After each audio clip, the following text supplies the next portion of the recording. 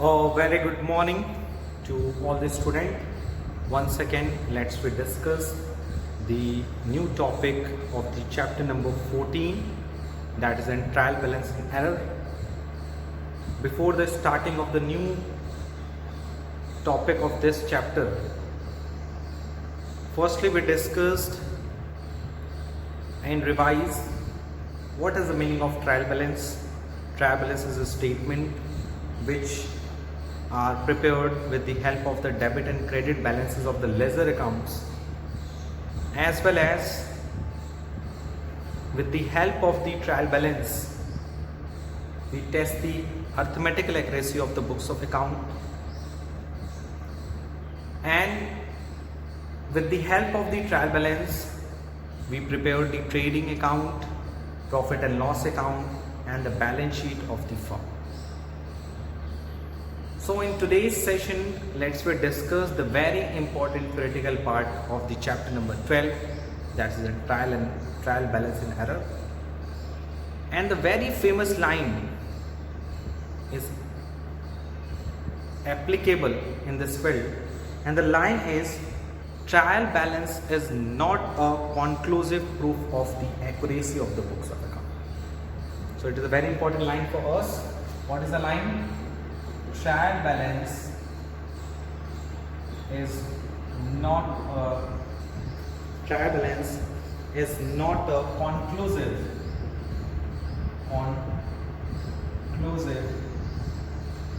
proof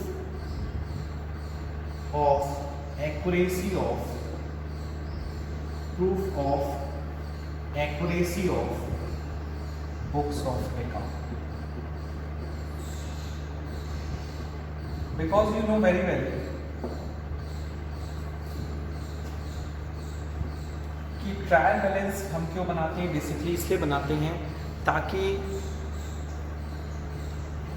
जितने भी हमने लेजर अकाउंट ओपन किए हैं वो अर्थमेटिकली करेक्ट हैं, लेकिन ट्रायल बैलेंस के मैच हो जाने से हम ये 100% नहीं कह सकते कि हमारा जो लेजर अकाउंट है या फिर जर्नल एंट्रीज हैं वो 100% करेक्ट है, उसमें कुछ ना कुछ एरर हो जाती है।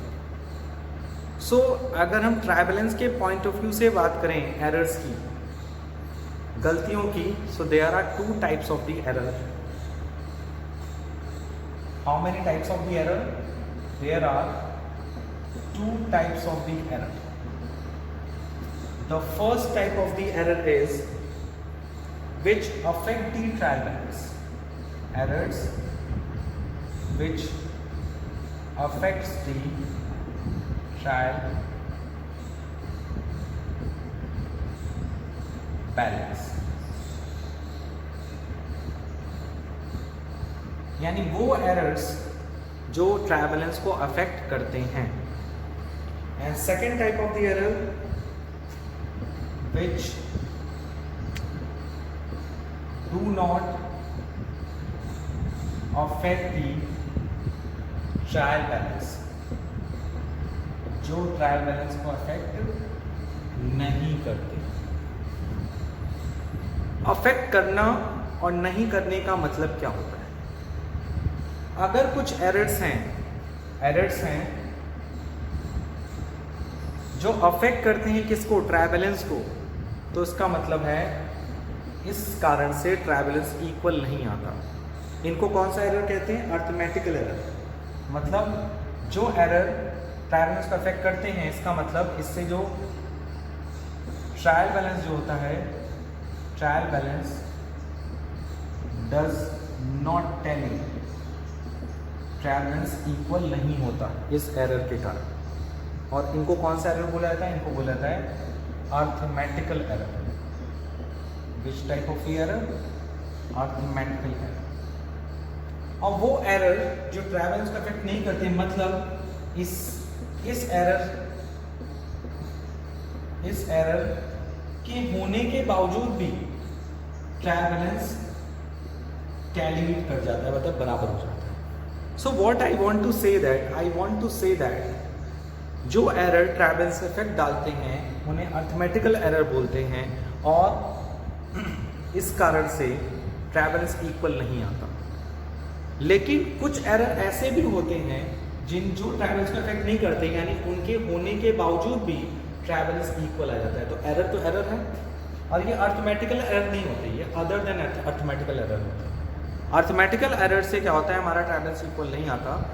Non arithmetical error, other than arithmetical error जो होते हैं, उनके होने के बावजूद भी हमारा ट्राइबल्स इक्वल नहीं आता, जिसके कारण गलती तो गलती है, इसका मतलब बुक्स ऑफ अकाउंट जो है वो पूरी तरह से परफेक्ट नहीं है। सो इसीलिए ये लाइन बहुत ही फेमस है कि trial balance is not a conclusive proof of the accuracy of the books of account because of कुछ एरर ऐसे भी होते हैं जो ट्रायल्स को अफेक्ट नहीं करते, वो एरर हैं बट उनके होने के बावजूद भी हमारा ट्रायल्स इक्वल आ जा रहा है। इसका मतलब वो एरर ट्रायल बैलेंस से भी ज़्यादा खतरनाक है।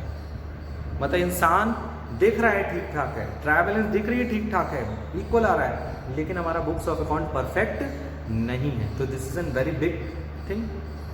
सो अगर हम बात करते हैं उन एरर्स की जो ट्राइबल्स को अफेक्ट करते हैं, जिससे हमारा ट्राइबल्स का इक्वल टोटल नहीं आता, उसके कई एग्जांपल्स हैं, जैसे रॉन्ग कास्टिंग। पहला है रॉन्ग कास्टिंग। अगर आपने गलत ऐड और लेस कर दिया है, कास्टिंग मतलब ऐड करना, ठीक है, अगर आपने गलत कैलकुलेशन कर दी है, रॉन्ग कास्टिंग। सेकंड, अगर हम लोग बात करें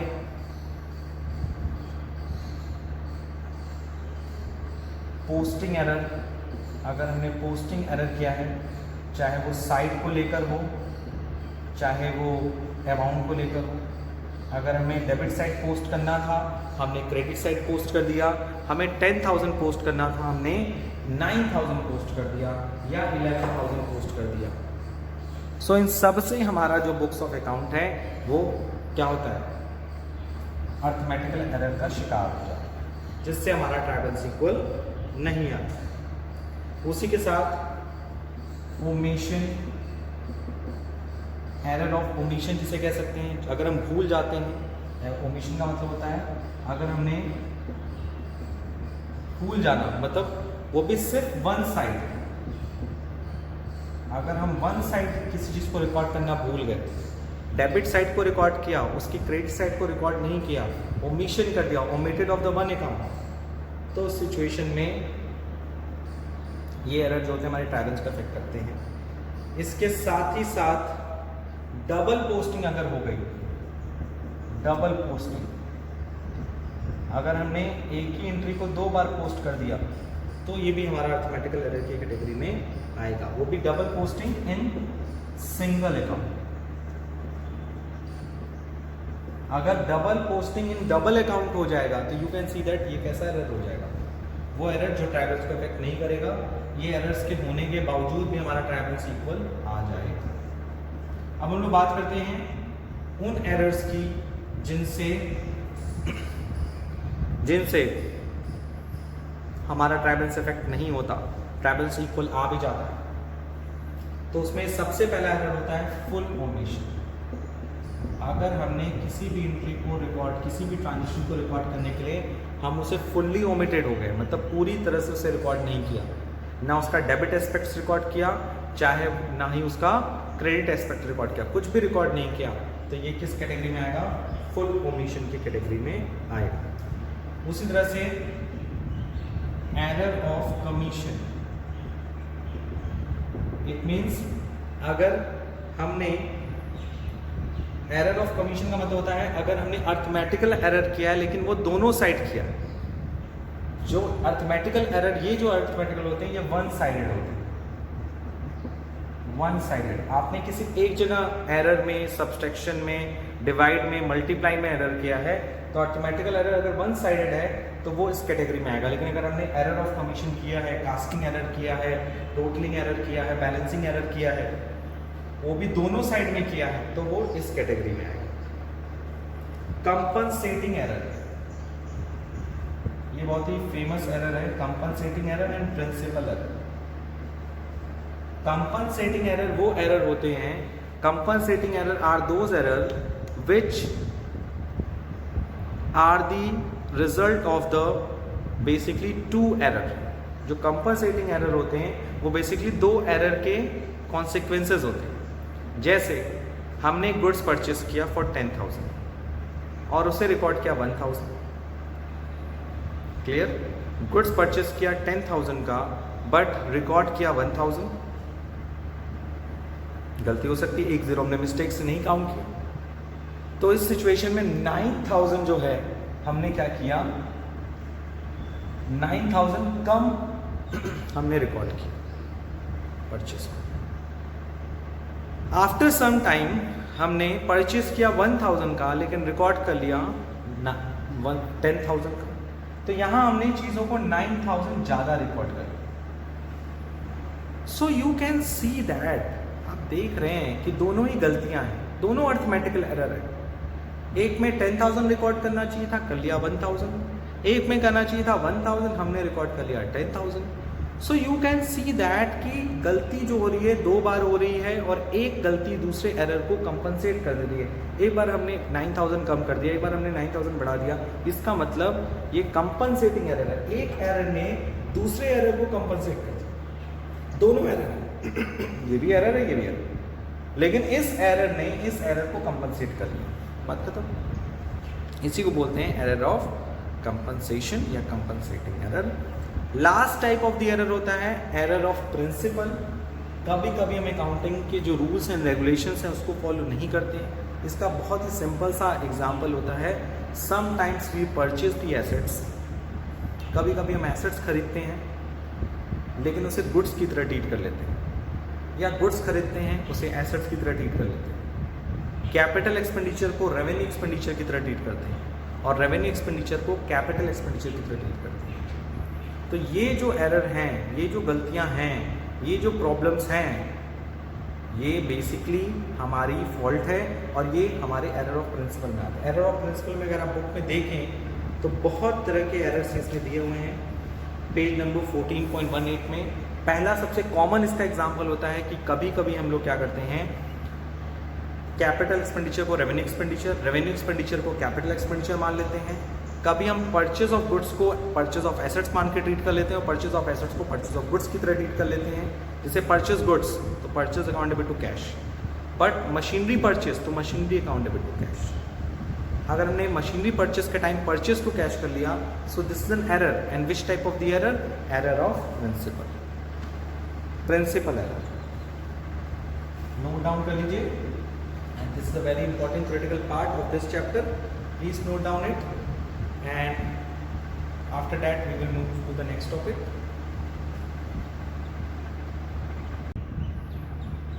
So let's we move to the question number 7.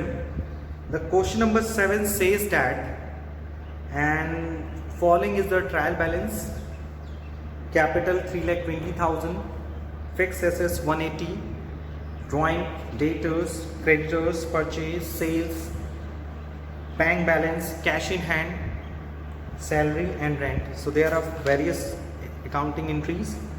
Having prepared the trial balance, it was discovered the following transaction remain unrecorded. मतलब गलतियां हमें पता चली, कुछ ट्रांजेक्शन ऐसे थे जिन्हें हमने रिकॉर्ड नहीं किया। Goods were sold on credit amounting to 40,000. So इसमें जो पहला वाला पॉइंट है उसमें कह रहा है इसकी जर्नल एंट्री पास करिए, इसे लेजर में पोस्ट करिए और फिर उसके बाद एक नया ट्रायल बैलेंस बनाइए। ये क्वेश्चन 7 इस पे ही बेस्ड है। तो पहले हम जर्नल एंट्री देख लेते हैं कि हमने गुड्स सोल्ड किया क्रेडिट पे 40,000, तो इसकी एंट्री क्या होगी? कस्टमर अकाउंट डेबिट या debtor account debit to sales, and amount is 40,000।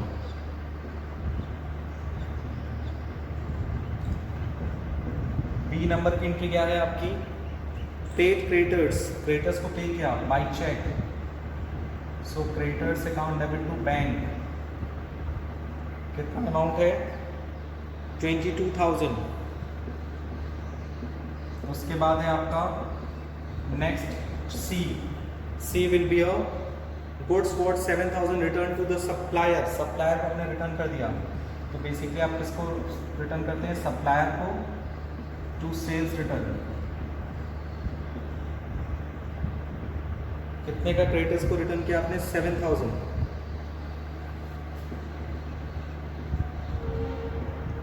Next option D, मतलब question D, salary 15,000 paid by cheque, salary account debit to bank and the amount of the salary is 15,000। तो आपने ये journal entry पास कर ली। अब इस journal entry की help से आप लोग क्या करेंगे, लेजर में इसका इफेक्ट दिखाएंगे जिससे आपका ट्रायल बैलेंस चेंज हो जाएगा। तो जब हम लोग फिर से ट्रायल बैलेंस ड्राफ्ट करेंगे, फॉर्मेट वही रहेगा, तो जो अनअफेक्टेड पॉइंट्स हैं वो वही रहेंगे जैसे जो थे। अनअफेक्टेड का मतलब क्या हो गया, अनअफेक्टेड का मतलब हो गया कि जितने नेम ऑफ अकाउंट है, जैसे क्वेश्चंस में अगर आप देखिए, ट्रायल बैलेंस में देखिए तो कैपिटल एज इट इज वही रहेगी, कैपिटल में कोई चेंजेस नहीं होगा, फिक्स एसेट्स में कोई चेंजेस नहीं होगा, डेबिट में लिखेंगे, ड्राइंग में कोई चेंजेस नहीं होगा, नेक्स्ट डेटर्स में चेंज हो जाएगा। अगर आप डेटर्स देखिए तो पहले वैल्यू कितनी थी डेटर्स की, 240, और यहाँ डेटर्स क्या हो गए आपके, कम हो गए ना, बढ़ गए 40,000, और कहीं से कम नहीं हुए, तो अब आपका न्यू डेटर हो जाएगा वो 280 हो जाएगा ड्यू टू दिस ट्रांजेक्शन, क्योंकि इस ट्रांजेक्शन को हमने रिकॉर्ड नहीं किया है। और इससे हमारा सेल्स भी बढ़ेगा, ध्यान रखिएगा, हर चीज़ का दो इफेक्ट पड़ेगा। क्रेडिटर्स की बात करें तो क्रेडिटर्स हमारे पहले कितने थे, क्रेडिटर्स हमारे पहले थे 7,000, पहले थे हमारे 180। अब आपने क्या किया, दो काम किया, पहले पे किया फिर रिटर्न कर दिया, तो 29,000 आपके क्रेडिटर्स कम हो गए। सब कितने क्रेडिटर्स हो गए आपके, 1,51,000, ठीक है। जो मैं चेंज है बस वही लिख रहा हूँ, बाकी चीज़ें कांस्टेंट रहेगी जैसे वैसे। परचेज में भी कोई चेंज नहीं होगा क्योंकि आपने जो ओमिशन किया है, जो भूल गए ओमिशन, वो सिर्फ और सिर्फ इन्हीं एंट्रीज का है। So purchase same as it is वैसे ही रहेगा। सेल्स में चेंजेस आएगा, सेल्स का चेंजेस कितना आएगा, सेल्स पहले था 1050, अब आपका सेल्स बढ़कर 40,000 प्लस हो जाएगा, 1050 प्लस 40,000 ये हो जाएगा 10,90,000, ठीक है, ये हो गया आपका। उसी तरह से बैंक बैलेंस 45,000, इसमें भी चेंजेस आएगा क्योंकि बैंक से आपने पेमेंट किया है दो बार, 22 and 15 कितना 37, तो ये कितना हो जाएगा 8,000। कैश कहीं भी नहीं है, कैश एज इट इज रहेगा। सैलरी आपका चेंज हो जाएगा, सैलरी जो है वो आपका क्या हो जाएगा, चेंज हो जाएगा। सैलरी कितनी हो जाएगी आपकी, पहले कितनी थी सैलरी 165, अब सैलरी आपने पे किया 15,000 और, तो कितना हो गया बढ़ के 180। What my point, what I want to say, जहाँ जहाँ चेंजेस हुए वहाँ वहाँ आपने लिख दिया। रेंट में कोई चेंजेस नहीं होगा, ठीक है। और एक आइटम आपका बढ़ जाएगा, क्यों, क्योंकि आपने क्रेडिटर्स को डेटर्स में रिकॉर्ड कर लिया, क्रेडिटर्स में रिकॉर्ड कर लिया, सेल्स में रिकॉर्ड कर लिया, बैंक में रिकॉर्ड कर लिया, सैलरी में रिकॉर्ड कर लिया, बट आपने सेल्स रिटर्न रिकॉर्ड नहीं किया क्योंकि सेल्स रिटर्न आपने मेंटेन किया ही नहीं था। तो सेल्स रिटर्न अकाउंट एक नया अकाउंट बनकर आ जाएगा आपके में इसमें। तो आप इसको यहाँ मैं इसको due to the lack of space यहाँ मैं इसको एडजस्ट कर दे रहा हूँ। सेल्स रिटर्न जो है पहले से आप मेंटेन नहीं करो, तो अब मेंटेन करोगे कितना 7,000, इधर credit, sorry debit. Sales credit होता है तो सेल्स रिटर्न क्या होगा, क्रेडिट। Got it. यहाँ एंट्री जो है वो थोड़ी सी यहाँ मुझे लग रही है मिस्टेक हुई है कि सेल्स रिटर्न हमेशा क्या होता है, सेल्स रिटर्न हमारा क्या होता है हमेशा, यहाँ मिस्टेक हल्की सी हुई है, इसको हम लोग देख लेते हैं। This is not a sales return, this is an purchase return. Sorry for the mistake, why, क्योंकि हमने रिटर्न किया है, तो this is called purchase return. Side सही है, परचेज रिटर्न होगा, क्रेडिट में ही जाएगा। परचेज रिटर्न अकाउंट में हमने मेंटेन नहीं किया हुआ है, तो जो अकाउंट हमने मेंटेन नहीं किया है उसको अलग से हम लोग क्या करेंगे, मेंटेन करेंगे अलग से, फिर से उसका लेजर अकाउंट प्रिपेयर करेंगे, फिर टोटल कर लेंगे, बाकी अमाउंट वही रहेगी, बस चेंजेस का आएगा जिसको हमने रिकॉर्ड नहीं किया था। नोट डाउन कर लीजिए।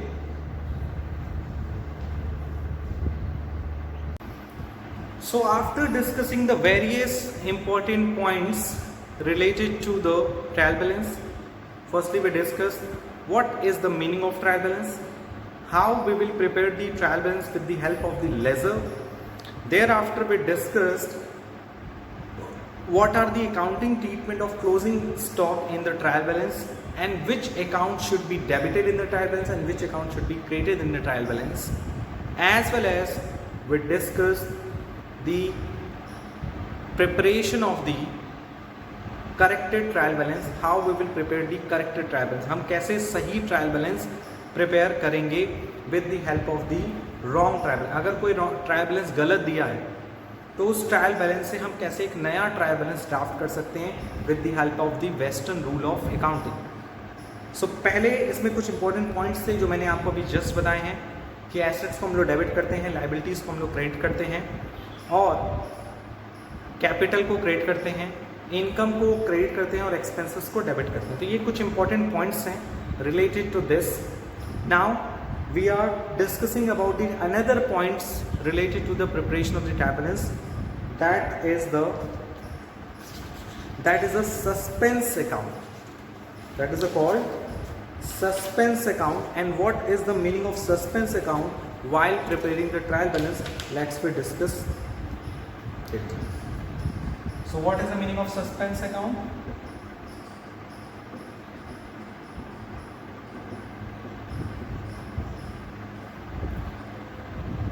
Sometimes, in spite of the best efforts, sometimes in the spite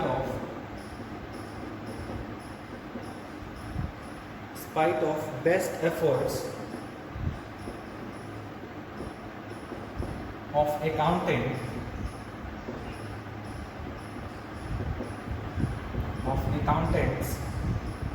all the errors are not located. All the errors are not located and the trial balance does not tally.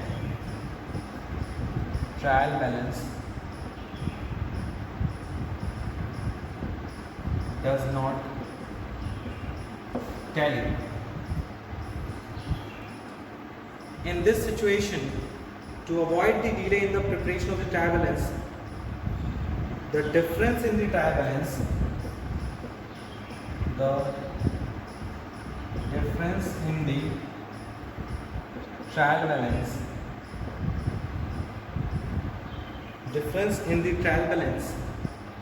opened is placed to a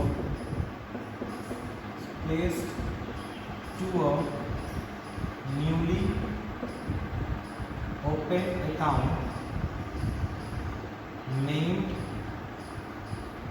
opened account named suspense account.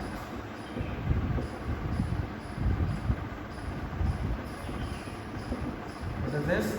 Suspense account.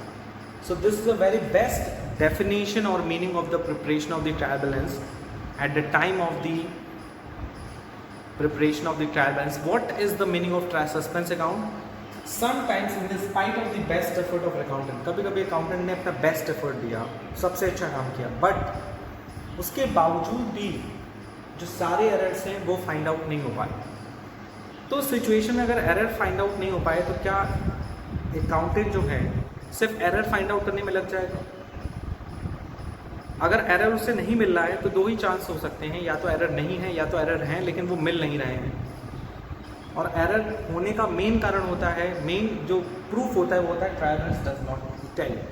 तो अगर सब कुछ करने के बाद, best effort डालने के बाद भी एरर फाइंड आउट नहीं हो पा रहा है और ट्रायल बैलेंस ठीक इक्वल नहीं आ रहा है, तो हम फाइनेंस स्टेटमेंट को प्रिपेयर करने में डिले नहीं करते हैं, क्योंकि बिना ट्रायल बैलेंस के हम financial statement, trading account, profit and loss account, balance sheet नहीं बना सकते, या कह सकते हो बनाने में काफ़ी दिक्कतें आएंगी। हमें ट्रायल बैलेंस काफ़ी हेल्प करता है उन सारी चीज़ों को बनाने के लिए, तो हम trading account, PL account, balance sheet बनाते हैं। जो डिफरेंस अमाउंट आ रही है ट्रायल बैलेंस में, जो डिफरेंस अमाउंट गवर्न हो रही है, उसको हम सस्पेंस अकाउंट से ओपन करते हैं। यानी सस्पेंस अकाउंट का यूज़ ये है कि जब भी आपका ये जो सस्पेंस अकाउंट है, जब भी आपका ट्रायल बैलेंस है वो इक्वल नहीं आता due to the given the best effort by the accountant, हम ट्रायल बैलेंस को इक्वल करने के लिए सस्पेंस अकाउंट को यूज़ करते हैं। ओके, अब यूज़ किया सस्पेंस। अब इस सस्पेंस अकाउंट का रोल क्या है? जब भी ये एरर फाइंड आउट हो जाएंगे in future, when ever the error find out in the future, जब भी फ्यूचर में एरर फाइंड आउट हो जाएगा, हम इस सस्पेंस अकाउंट को क्लोज कर देंगे। ओके, सो ये भी लाइन लिख लीजिए। When the errors are located, when the errors are located, जब जैसे ही एरर पता चल गया, errors are located, the rectification entry